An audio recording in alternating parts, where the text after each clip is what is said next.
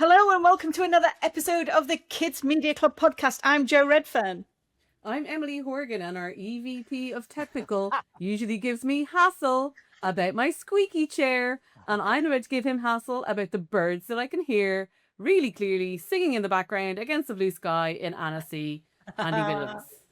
Look at the Oh, there. I had to wear shades. the regulation sunglasses here.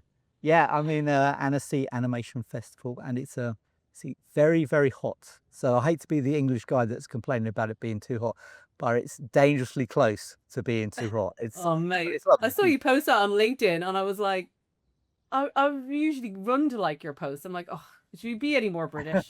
Yeah. I'm not getting a like for that. Move on, Andy. I know. But yeah, it's great. There's a good atmosphere. Yes, yesterday it was still in there's like a musical festival, sort of a music solstice happening. So every street corner was DJs or live bands yesterday, which was an interesting way to arrive. Wow, what a privileged industry we work in. I know. Yeah. I have visions of overheated animation execs paddling in the shores of the lake to cool down. Gotta do what you gotta do, man. Yeah. I think the other thing people start to realize is that they've booked, they might have booked a meeting in the Old Town and then there'll be another meeting in Imperial, and they've really underestimated how easy or quickly they can get from one to the other. So there's a lot of producers dashing from one location to the other to make their meetings. But yeah, it's good. And it's just kicking off now, but already there's the subject of AI and animation is raising its head. Which it has done, I think, for the last 2 or 3 Annecy's. It's definitely been a feature of the conversation. And you're a regular at Annecy, so tell us how that conversation around AI has shifted, because already I've seen a couple of people say it's the hot topic. As soon as I arrived in Annecy, it was the thing that everyone was speaking about. But you've been there for several years on the trot. How has it evolved from last year? Well, I think the makeup of Annecy is quite unique because there's a large element of animation students here. There's also a lot of producers of animation, and it's a festival where they're showing animated films and shorts, and so it's very much a showcase of that. So it's like you get a real meeting of industry. So you'll get software developers and you'll get people looking to recruit talent. You get a lot of animation students, and then you've got producers and the industry in terms of Netflix, and a lot of the broadcasters and platforms will be here. And so because of that, each of them will probably have their own position on AI. I think students have been understandably a bit nervous about the impact it will have on the job market when they leave college. And then studios and execs are trying to get their heads around how it can be incorporated into the workflow. And up to now, I think the conversation has been, it started off as more theoretical, where people were trying to wrap their head around what it might mean. And now people have had a chance to really play with those tools, incorporate them into their workflows, and decide how they can best utilize it. So I think it's moved on to more of a practical reality this year than previous years, when it's something that everyone knew was coming and they were sort of navigating their positions to kind of really work out what it meant. But now it's here and people are using it and people are sort of seeing how it works in practice. So that's what the change that I can see. Is it like the philosophical, some people sat there having a philosophical question about it. Yep. Other people got on and started using it, and now the critical mass of people who were having a philosophical discussion or argument about it versus the number of people who actually just got on and using it has flipped?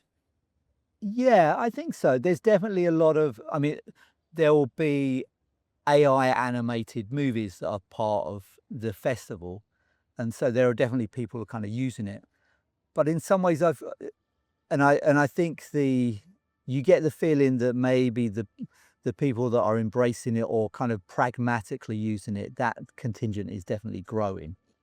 And people are sort of they're adjusting and amending kind of their thoughts on it as it becomes more of a reality. And I think but there's still a very large, passionate sort of contingent that just see it as something to be opposed to at all costs. And is the worry, because obviously you've got a lot of students there, so by nature they're at the beginning of their careers, they're more junior. Yep. Is the nervousness that it potentially impacts their ability to get into the industry at that kind Yeah. of junior level? Yeah, absolutely. Because it also, I mean, I think inevitably what it does, it will remove some junior roles, which are what I think students and graduates will end up feeling like that's the rung of the ladder that they can then climb on and sort of and start their career with, and it will remove some of those, I think, inevitably. It does also give space for different roles, I suppose. And there's always different roles that, you know what I mean? Like there's lots of ways into media, you know, Oh, there's not absolutely. just one way. Yeah. And the opportunity it gives to students to take their own creative swings into their own hands and stuff like that. There's, you know, there Totally. is an enablement factor of it too. Yeah, I mean, I think one of the things that I've spoken to a number of animation studios here that are using it, and I think it's definitely going to present an advantage to smaller, more nimble companies to be able to really amplify what they can do. And so for newer entrants into the industry, I can see there being a big advantage to that. So yeah, it's been interesting.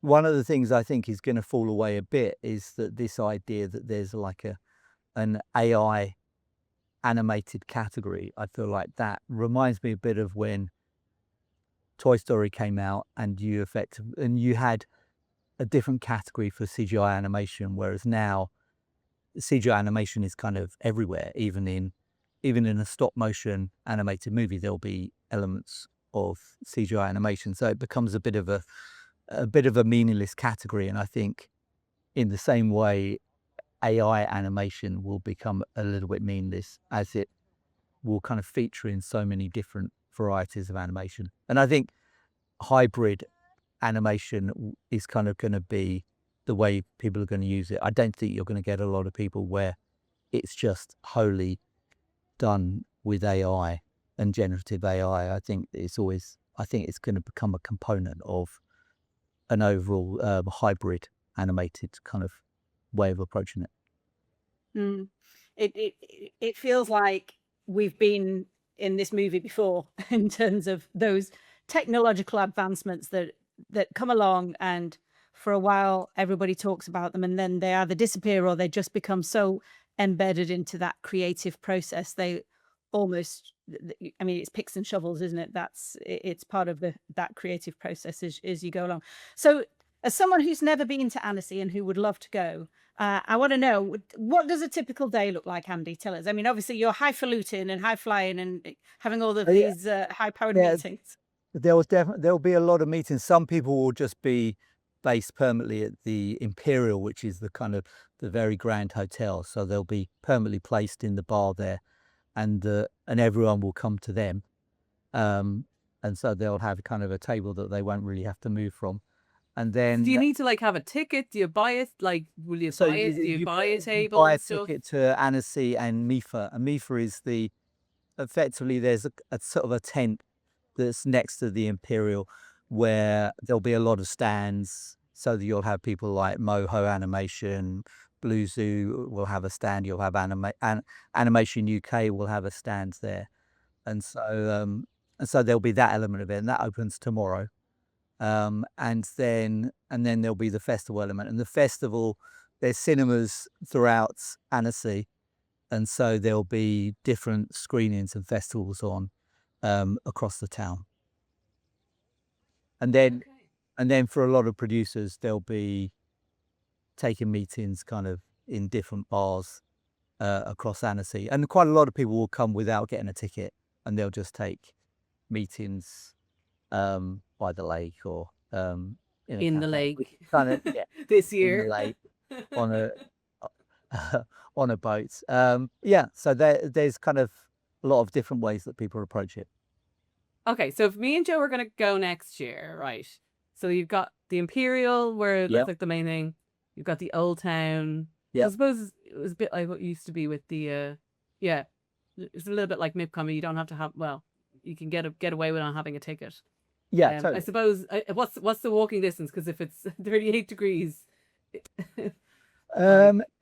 It's probably about 15 minutes from the Old Town to okay, the Imperial.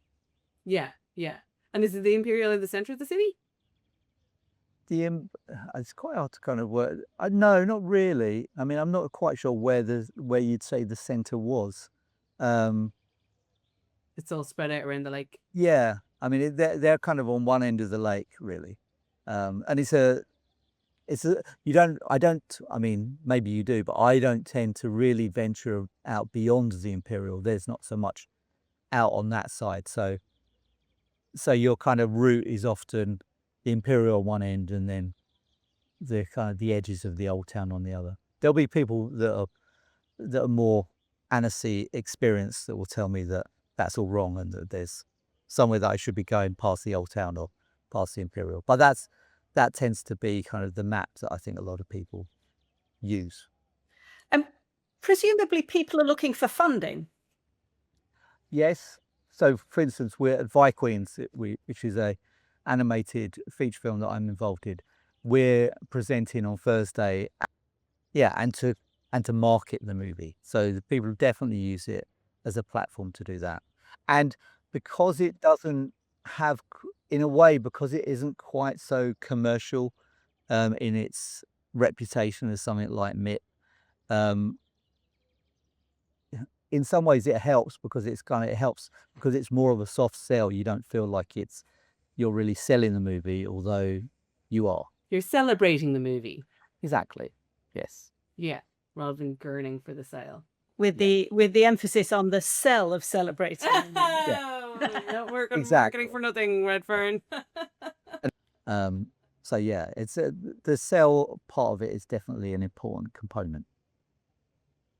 Because there's also presentations at it too, right? So like there's a Netflix presentation, Disney presentation, like some of the studios show their whole slates.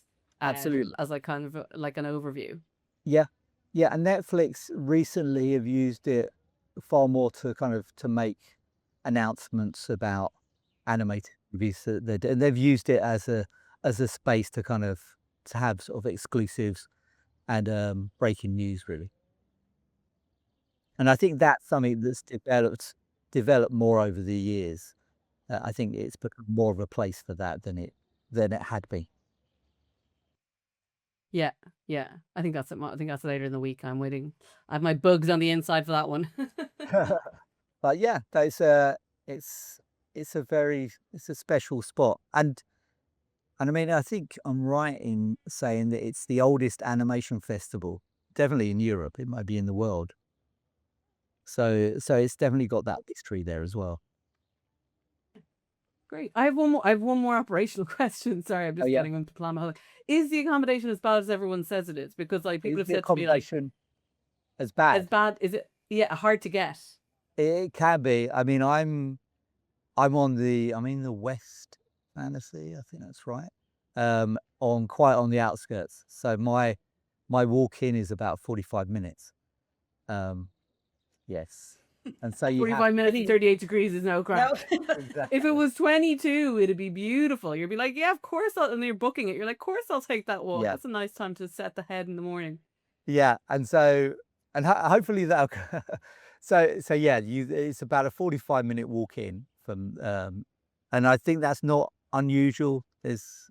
People often have to kind of find spaces that are more on the outskirts, and so you have to kind of bring all of your bags that you're going to be using for the day, because you're not going back. You're not nipping back in the middle of the day. Got it. Well, we'll set ourselves an objective for being there, all three people in person next year to record the Kids Media Club podcast live. Maybe we should pitch this animation that we've threatened to one day pull together. Yeah, let's do it. Deal. Let's get the deck done, guys. Sounds good. Right, Andy. So your task today is to get us a glorious podcast cover image and send it around the WhatsApp group so Okay. that we can make everyone jealous. All right. Sounds good. Great. Shall we do? That a quick rosé's not comment? going to drink itself, Andy. Yeah. Yes. Well, actually, does somebody else want to take the baton of doing the sign off? Oh gosh, the pressure. The pressure. Go on, Emily. Thanks for listening, everybody. Andy's obviously already drunk. He doesn't want to take responsibility. Catch us on all major podcasting platforms and on TikTok and YouTube. And we'll talk to you next time.